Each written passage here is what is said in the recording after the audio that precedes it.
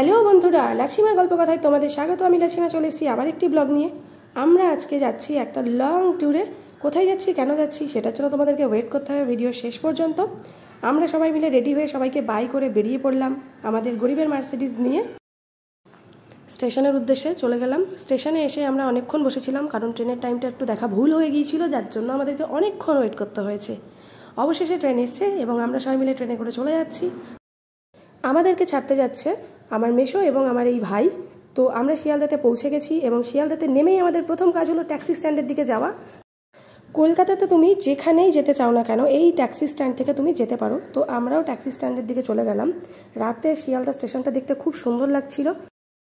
এরপর আমরা কাউন্টারে চলে গেলাম এবং ট্যাক্সি বুক করে নিয়ে লাগেজগুলো তাতে তুলে নিলাম। তারপর আমরা রওনা হয়ে গেলাম আমাদের গন্তব্যস্থান শালিমারের উদ্দেশ্যে। রাতের কলকাতা দেখতে দেখতে গেলাম। রাতের কলকাতা অসাধারণ লাগে আমার। হলুদ ট্যাক্সি, ট্রাফিক জ্যাম তো কলকাতায় থাকবেই। তো এর মধ্যে দিয়ে আমরা অনেক ভালো ভালো জায়গা দেখতে দেখতে গেলাম। যেমন আমরা প্রথমে দেখলাম শহীদ মিনার। শহীদ মিনারটা আমি কখনো দেখিনি। তো ধর্মতলা দিয়ে যখন যাচ্ছিলাম ট্যাক্সি ড্রাইভার বললো যে এবারে শহীদ মিনার দেখা যাবে। তো অধীর আগ্রহে ওয়েট করছিলাম যে শহীদ মিনার দেখবো, কিন্তু বাসগুলোর জন্য ঠিকঠাক দেখতে পারিনি। তবুও এক জায়গাতে একটু ভালো দেখতে পেয়েছি।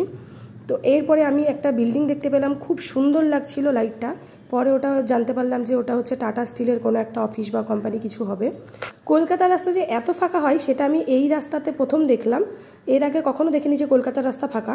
তো ফাঁকা রাস্তা দেখতে দেখতে বেশ ভালোই লাগছিল। তার মধ্যে একটা ঘোড়ার গাড়িও চলে গেল, কিন্তু এত দূর দিয়ে যাচ্ছিল যে ভালো করে ক্লিপটা নিতে পারলাম না, তাই মনটাও খারাপ হচ্ছিল। তারপরে একটা জ্যামে দাঁড়াতেই দেখি আমাদের খুব কাছ দিয়ে ঘোড়ার গাড়ি যাচ্ছে এবং এটা দেখে খুব ভালো লেগেছে এত কাছ দিয়ে দেখতে পেয়ে। তারপর আমরা আবার রওনা হয়ে গেলাম এবং আমরা ভিক্টোরিয়া দেখতে পেলাম। আমরা যেহেতু অনেকটা দূর দিয়ে যাচ্ছিলাম তাই পুরোপুরি ভিক্টোরিয়াটা দেখতে পাইনি, কিন্তু অল্প একটু দেখতে পেয়েছি এবং সেটাও খুব ভালো লেগেছে। হাওড়া স্টেশনে যেতে গেলে যেমন হাওড়া ব্রিজ পার করতে হয়, শালিমার স্টেশনে যেতে গেলেও তেমনই দেখলাম যে হুগলি সেতুটাও পার করতে হয়। এটাকে দ্বিতীয় হুগলি ব্রিজ বলে অথবা বিদ্যাসাগর সেতু বলে। এরপর আমরা আমাদের মুখ্যমন্ত্রীর অফিসের সামনে দিয়ে চলে গেলাম। আজই আমি প্রথম দেখলাম নবান্ন। তো যাই হোক, আমরা শালিমার প্রায় পৌঁছেই গেছি। ট্রেনগুলো দাঁড়িয়ে আছে দেখা যাচ্ছে এবং আর কিছুক্ষণের মধ্যে আমরা স্টেশন ঢুকে যাব। আর এই প্রথম আমি শালিমার স্টেশনে যাব, তো আমি খুব এক্সাইটেড যে শালিমার স্টেশনটা কেমন সেটা দেখতে হবে। এর আগে আমি যখনই কোথাও দূরে গেছি তখনই হাওড়া স্টেশন থেকে গেছি। এই প্রথম আমাদের শালিমার থেকে টিকিট কনফার্ম হয়েছে, তাই আমাকে শালিমার আসতে হলো। শালিমার এসেই আমি আর আমার বোন চারিদিকে খোঁজা শুরু করলাম, দেখা শুরু করলাম। যেহেতু প্রথমবার আসলাম তার জন্য সব কিছু একটু দেখে নিচ্ছিলাম আমরা দুজনে মিলে, যে কোন স্টেশনে ট্রেনটা দেবে আমরা তো জানি না। তো সবগুলো স্টেশন ঘুরে দেখে আসলাম। তারপর আমরা একটা জায়গায় বসে সবাই মিলে খাওয়া দাওয়া করে নিলাম। আমাদের ট্রেন ছিল 11:45-এ। তো ট্রেন এসে যাওয়ার পরে আমরা সবাই মিলে ট্রেনে উঠে গেলাম এবং দীর্ঘ 1 ঘন্টা লেট করার পর আমাদের ট্রেনটা স্টেশন থেকে ছাড়লো।